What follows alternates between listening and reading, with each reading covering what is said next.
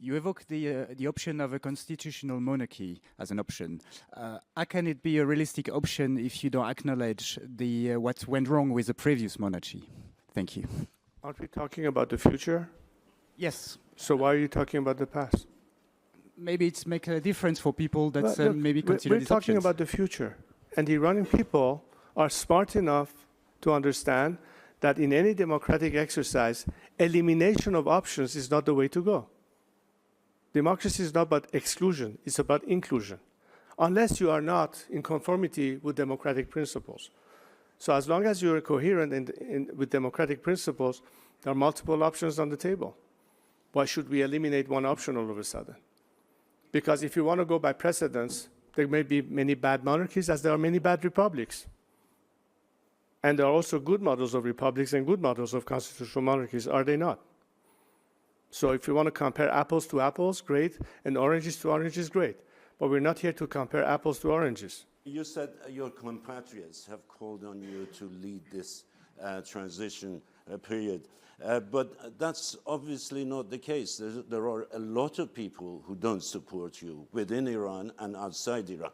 My question is, why have you not been able to unify these people?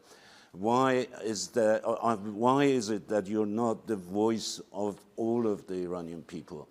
Why is it that Western countries are not supporting you or endorsing you as the voice of the Iranian opposition? Thank you very much. Well, this is a very typical question I expect from the network that you represent. Look, you say it's not true. You tell me, have you heard any other names called in Iran other than mine?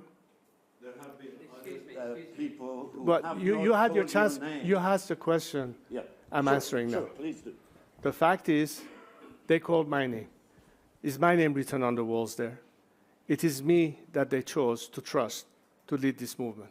I'm not saying that I have 100% of people on my side. Of course I have my enemies. And there are obviously elements that do not adhere to those four core principles.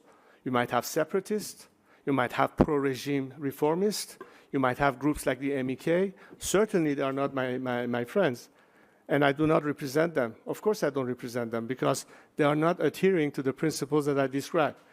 But all those who are prescribed to the fourth principle, we are together. And among them, you will find a quite diverse number of people. We have Republicans as we have monarchists. We have people on the left, on the center, on the right. We have athletes, we have artists, we have representatives of ethnic communities, religious minorities. Many of them were, in fact, in this very city in Munich when we had the last gathering a few months ago. And you will see a lot of them present. In fact, today, in the demonstrations that are set for Munich, that will be speaking to the crowd, and there'll be, in fact, quite a diverse array of people. If you want proof, go and check it out, and you'll see that, unlike your premise, in fact, it is quite diversified, and a lot of people are supporting, and they're supporting my leadership. Many of them understand that I'm a bridge to that destination. They support me today, even though tomorrow they may vote for their preferred system of government. And I'm not here to advocate for monarchy or a republic. As a matter of fact, I told them, as an honest broker, I'm remaining above the fray. My position is neutral towards the outcome.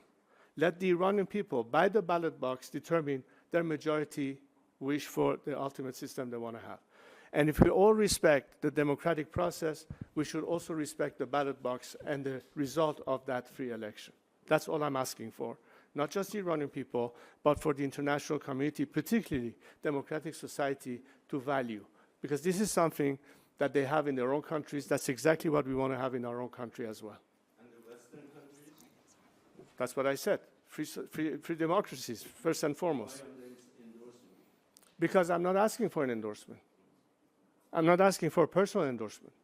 I'm asking them to support the Iranian people and back them on their right to determine their own future. As opposed to say, we are still going to side with the regime and try to appease it, which has never given the people an actual chance for true and meaningful elections. Because there's no such thing in Iran as free elections or the ballot box. It's a mockery of democracy. It's shameful to pretend that there's actual elections in Iran. Nobody, they will laugh at you if you were to suggest that to any Iranians inside Iran.